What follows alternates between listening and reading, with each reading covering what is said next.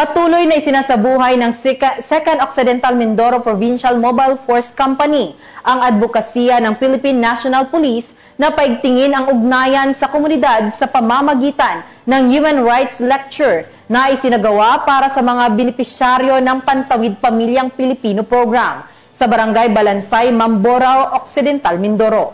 Patrolwoman Christine Lorenzo sa report.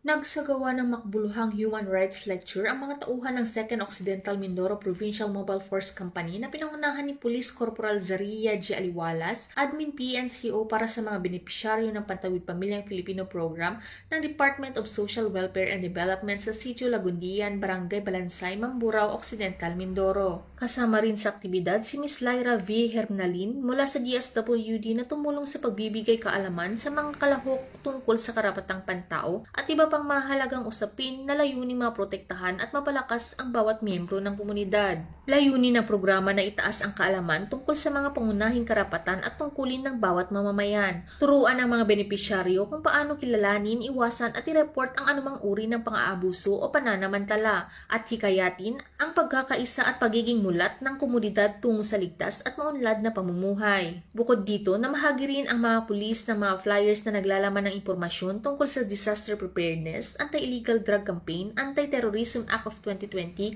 at public safety tips upang mas mapalawak ang kaalaman ng publiko. Ang aktibidad na ito ay patunay ng patuloy na pagkikipag-ugnayan ng kapulisan sa komunidad upang maitaguyod ang respeto sa karapatang pantao at mapanatili ang kapayapaan at kaayusan sa bawat pamayanan.